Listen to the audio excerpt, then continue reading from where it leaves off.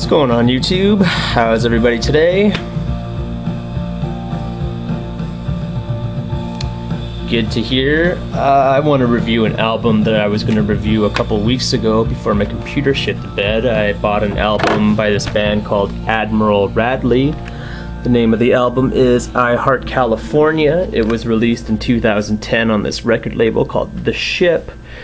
Admiral Radley is actually a combination of two bands. There's a band called Grandaddy, which is Jason Little's old band. I guess they broke up in 2006. I just learned that today. I have, I think, maybe one of his albums, heard a couple songs, kind of iffy on the band. And this other band called Earlimart, which I know nothing about. There's some sort of like West Coast indie rock band, but story goes they've been friends for years, friends for at least a decade, toured together, you know, big fans of each other, decided to start collabing. I guess Jason Little was in a little bit of a a creative rut, a little, you know, it's kind of writer's block or whatever happens to musicians and they can't write music anymore, and started collabing and had some juices flowing. I guess they're having wine one night when they came up with the band's name because they bumped into a guy named Admiral Radley and they thought he was such a cool guy. They'd name their band after him, but I guess other names they were toying with their bands, the names Grandaddy and Early terrible. But anyway, I read online that if you're a fan of either band, if you're a fan of Earlimart or Grandaddy, you know what to expect from this album, and it does have a lot of elements that I'm familiar with. What little I know about Grandaddy, I don't know anything about Earlimart, but all you get on this album is mostly just some melancholy indie rock, pop kind of music, very kind of sad. It's got a little bit of atmosphere, it's got some little electronic touches here and there, got keyboards and some vocal effects, it's got some lyrics that try to be clever, songs about, you know, kids getting sunburns, life in California, and drugs, and drinking a lot of beer, and just those kind of themes. A lot of songs about love and heartache too, like very sad themes. A couple songs on here do pick up the pace a little more. There are some rockers that throw in some, you know, distorted guitars and stuff like that. Some songs are a little more anthemic than others, have more of a sing-song, sing-along kind of quality. But for the most part, very melancholy, very kind of mid-tempo, very kind of, you know, sad like this. The first time I listened to this album, I was very not that impressed with it. I was very kind of bored with this, trying to get into it, just playing it loud, just trying to see if I could come up with anything positive to say with it. But I don't know, like, it is, some songs were pretty good. What made me appreciate some of the songs in here is actually looking them up on YouTube and finding some actual live performances by them. I saw a live performance for this song called Ghost of Syllables, and actually made me like this song, and I was like, oh, okay, there's one good song on here. The title track, I Heart California, is kind of a little bit cheesy with the weird lyrics, and I Heart California as a song title doesn't really do it for me. Just hearing that makes me wonder why I bought the album too. Like, how did I buy something called I Heart California? When I bought this album, it even had a sticker saying that this was a collaboration between Grandaddy and Earlimart. And I was like, do I even like Grandaddy? Who the hell's Earlimart?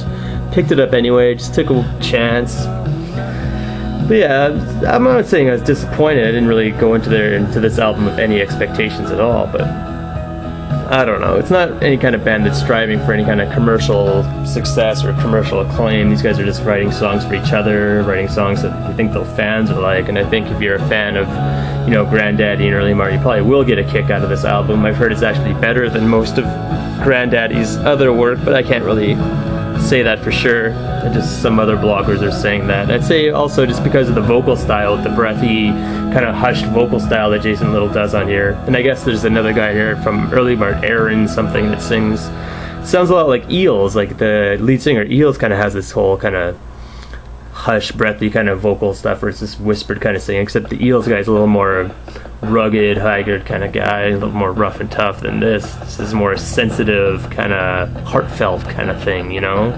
Not that the Eels doesn't have heartfelt stuff, but this is more what these guys are trying to aim for. But there's a little bit of goofy moments on here. There's a song called All Fucked on Beer, just some sort of like frat boy party anthem about getting all fucked on beer, stating the obvious, but very predictable album, kind of a little bit sleep-inducing. I feel like it never really reaches any kind of new heights or breaking new ground. sound, you know, reaching full potential ever. There's a lyric on here on a song called GNDN, and it goes over and over. It's a repeated lyric. It goes nowhere, it does nothing, and it kind of more or less sums up what the album does for me. Just kind of, you know, it's there. The songs are kind of cutesy, a little sad, but nothing really that it, you know, hits the ball out of the park. Nothing you'd write home about, you know. But I guess if you're a Grandaddy fan, or, you know, just an Earlimart fan too, if there's such a thing, you could probably get into this.